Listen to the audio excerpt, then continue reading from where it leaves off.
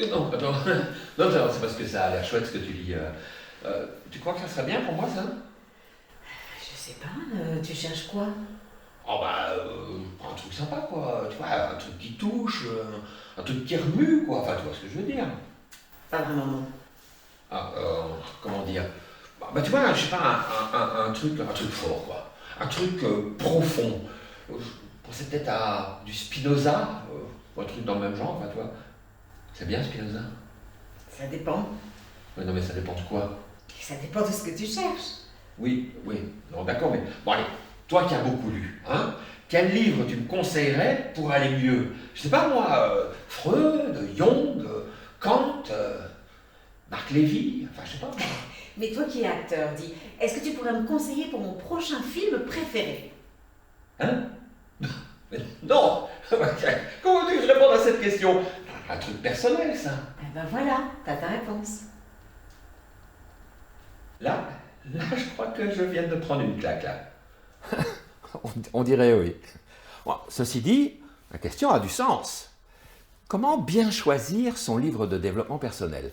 Comment être sûr, à coup sûr, que le livre va correspondre à ce qu'on en espère? Pas toujours facile. Eh bien justement, je vous propose qu'on en parle ensemble.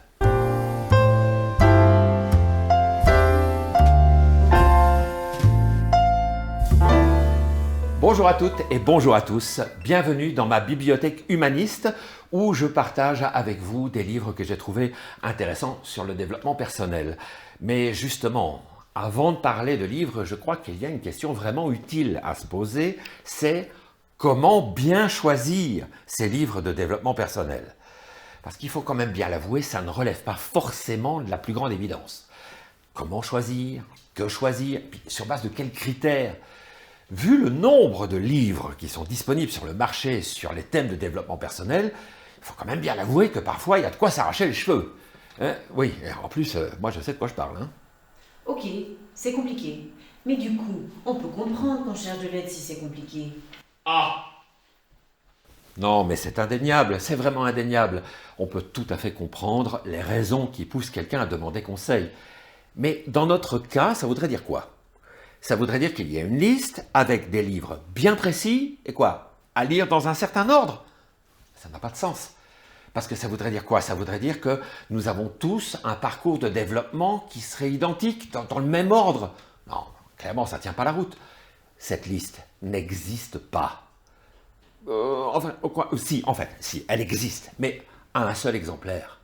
C'est la liste que vous allez devoir découvrir, que vous allez remplir, parce que votre trajectoire de vie est unique et elle possède vos centres d'intérêt dans un ordre à vous qui vous correspond.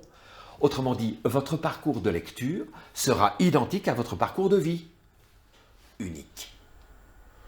Ou alors là, on n'est pas sorti, hein. D'accord, mais on fait comment alors? Ah! En fait, le meilleur conseil est assez facile à trouver.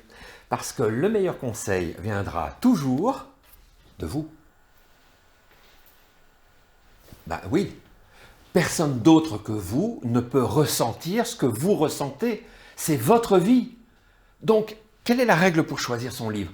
Eh bien, suivez vos coups de cœur, suivez votre ressenti, ou peut-être même aussi d'ailleurs votre intuition. Personnellement, les livres les plus intéressants qui m'aient été donnés de lire, en gros, je les ai trouvés par hasard. Hein. Enfin, disons par phénomène de synchronicité, comme aurait dit Tonton Young. En tout cas, ne vous laissez pas guider par quelqu'un qui n'est pas vous, qui ne vous connaît pas et qui, par définition, ne vit pas la même vie que vous.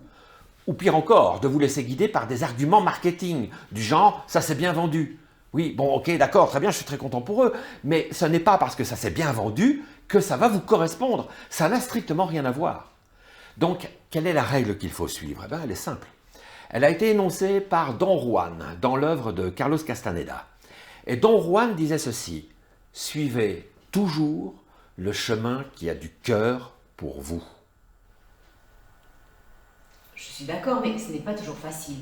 Vous y arrivez à tous les coups, vous? Ah! J'aimerais vous dire oui, mais bon, on va pas se mentir, c'est vrai, parfois je me trompe.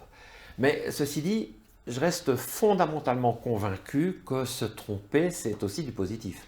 Parce que ça nous permet de mieux comprendre ou de nous rappeler ce qu'on ne veut pas, ou bien ce qu'on ne veut plus. Rien que ça, c'est déjà intéressant. Ah oui, vu comme ça. Ah, je vois, tu l'as dit. Voilà pourquoi, dans les livres que je vous présente dans ma bibliothèque humaniste, ne perdez jamais de vue que vous ne devez pas les lire. Vous pouvez les lire. Si, et seulement si, vous ressentez que le livre répond à des questions qui vous concernent à ce moment-là. Ah, ok, ouais. Alors, prenez le temps de musarder chez votre libraire, ou de regarder la bibliothèque d'un de vos amis, par exemple, ou même sur Internet, pourquoi pas, jusqu'au moment où vous allez ressentir cette petite étincelle qui vous dit « ce livre et moi, on a des choses à se dire ».